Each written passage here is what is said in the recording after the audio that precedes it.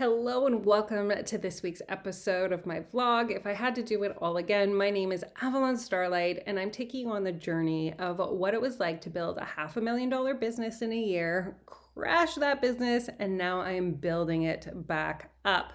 So I have to first off tell you that it feels very strange for me to be in my current look and doing a video because I don't have any makeup on. This is like my grub wear, and not just from a societal perspective are we taught that we have to present ourselves in a very certain way to be taken seriously and such and such. When I launched my business in 2017, I had a wonderful mentor. I loved and adored her. And in 2018, I did a VIP day at her castle, if you will, because that's where she lived at the time, was at a castle. And, I remember sitting in a hot seat, and at the time I was working out of my garage. My walls were painted purple. My business's name at the time was the Enchanted Fairy. I wore graphic tees, and I was just showing up wanting to be who I was, doing the best work that I could, and I loved it. I loved showing up in service to my community and sharing my gifts with the world.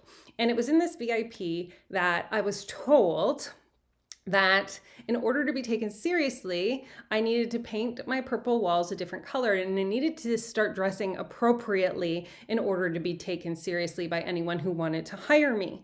Now, as somebody who had quit high school, and I had started university as a mature student twice. The first time it didn't last because I had a newborn. The second time I actually got pregnant. So university was just never the path I was meant to go on, which I'm fine with because I love my life just the way that it is. But I trusted that these people would understand how business works better than me because I had never run a business before. I'd never taken any business classes. And I'm not saying that there was anything wrong with what they were saying, because when they told me I needed to paint my office a different color and I needed to dress differently in order to be taken seriously, I had every right and moment in my life to say, what are you talking about? Things are working. I don't need to change who I am in order to meet your standards. But I didn't do that. So when I left them, I totally turned my purple walls a nice baby blue, and I started to dress I started wearing blouses, and I don't even really wear blouses. I started to buy blouses and dress in ways that I thought professional people dressed, because that's what I thought, right?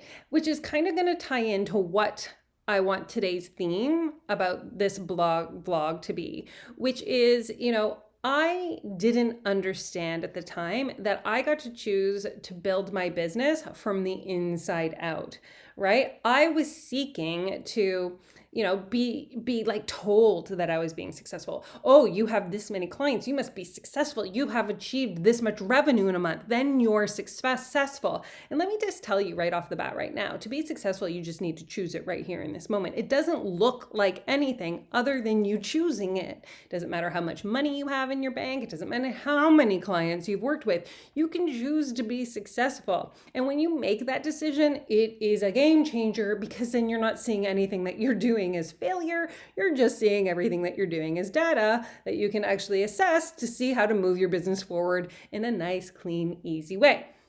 Now, coming back to what I want this week's theme to be about is, again, I have been an intention junkie. For as long as I've followed the moon, I've always set new moon intentions. Intentions mean something to me. They mean that, when I'm setting an intention, it's from inside of me. It's called an intention, not an extension, right? The intention says, what do I need to do, or what do I want to do, experience that helps me become a better version of me, that pushes me to my edges and beyond, that helps me expand into the next, like a video game, you have reached a new level.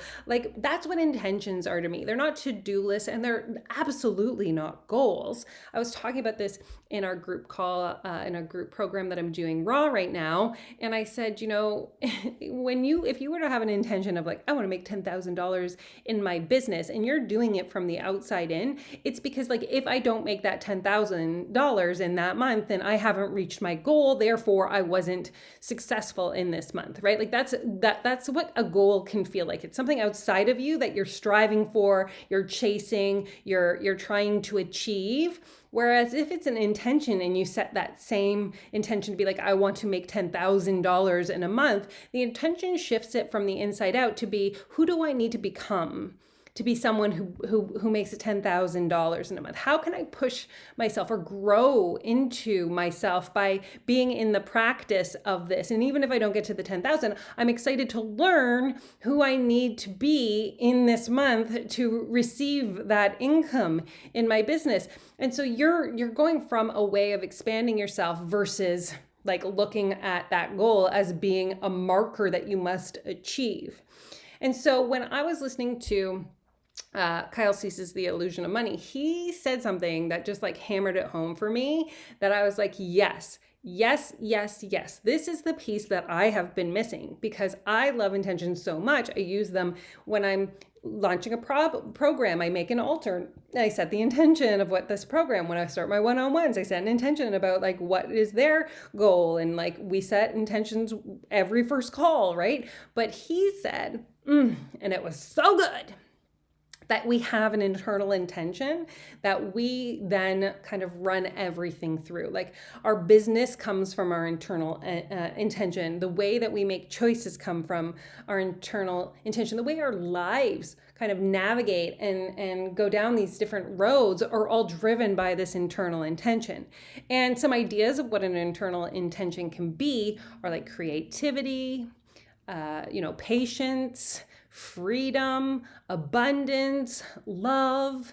And when he was talking about this, I knew, I could feel it. It was like, vroom, vroom. Holy shit. My internal intention is freedom. And the way that this is played out in my life is that, when I sold my house in, 2019, I think that's the year. And everybody's like, how could you sell your house? Like, it's an investment. I remember selling my house and going like, taking a deep breath and going like, oh, thank God.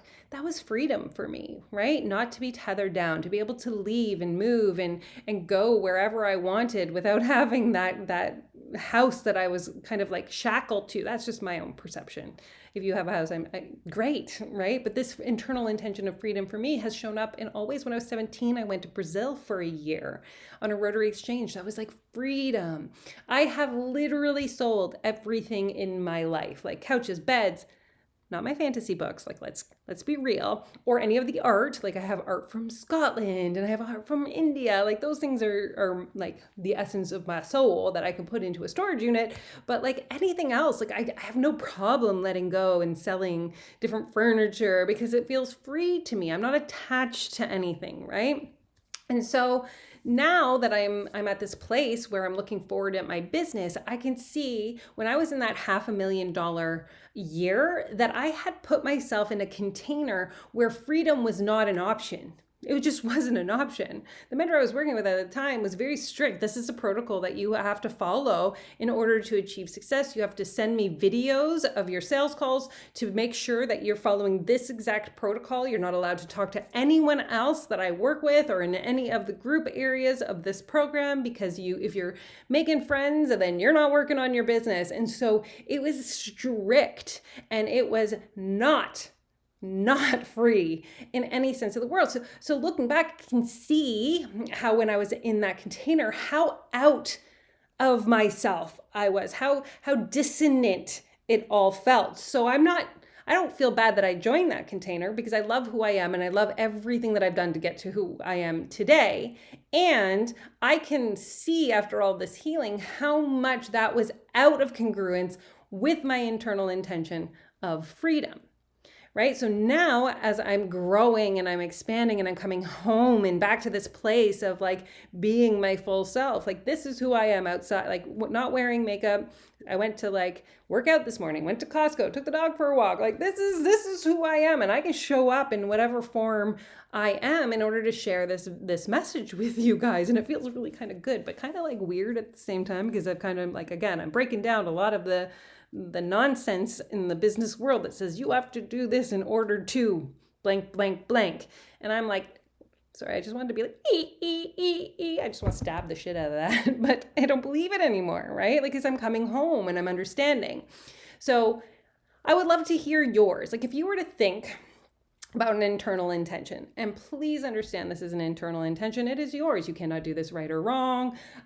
You can make an internal intention today and be like, oh, I think it's patience. Like, and I can see how that's my internal intention, because oftentimes if I'm wanting to, get healthy, I get very impatient, and I want my internal intention to be patient so that I can see that it's not about the number or the anything. It's just about staying with something and feeling that like sense of like accomplishment the longer I do it, and that the results come when they come. And so it could be driven by patience, creativity, love, abundance, or freedom, right? You can make an intention, put it below, and a week from now be like, oh, I think I figured out which one is actually more true for me. And that's cool too. But I would love, love, love to hear what your internal intention is, or what you believe your internal intention is, because I can promise you, moving forward in my business now, I will be running everything through this internal intention of freedom. And I know that this will support me in making really potent, powerful decisions for my life, for my business, for my relationships, knowing that this is my natural state. This is what makes me feel like home. This is what makes me understand myself deeper. And in that knowing, push against my edges in a way that I feel excited about, right? Because I know who I am now. And so if I could do everything all over again, if I had to do it again, I would no longer be letting something outside of me dictate who I am, what I need to do, what the actual check marks are in order to look like I have a successful life. And I would be coming home to my internal intention and asking, does this feel like freedom? Does this mentor feel like freedom? Does this container feel like freedom? Does the decisions that I'm making in my life and my relationships right now feel like it's helping me with freedom? And I'll give you one more example of this. One of the things that is most important for me is never to be addicted to anything. And so in my life, I was addicted to alcohol for a while when things were really stressful. So I stopped drinking. I have smoked pot, and I don't do that regularly, but I had to like quit that for a bit. Sugar, shopping, you name it. Not that I don't enjoy these things now, right? But when they became problematic, or I felt that they were in charge of me and I wasn't just doing them just to experience the moments in which I was doing them, then I would stop them. Because full freedom to me is never being addicted to anything. And so I can see again how my internal intention of freedom helped me be like, oh, I'm not going to shop for Christmas this year because I've been so caught up in the material world that I'm not going to be buying a bajillion things for people anymore, because that's the expectation that we receive. And that's just, again, me running through my internal intention of freedom. So again, I would love to hear what yours are or what yours is. And if you want to hear more about my journey, you can like and subscribe to this YouTube channel. And not only that, but I truly believe the messages that we're talking about in this vlog can really support others as they're stepping into their soul work. And so please share this with your community or with a friend who you think that is just going to listen to this and be like, that is the exact message I needed to hear today. And I look forward to coming in next week with the next installment of If I Had to Do It All Again.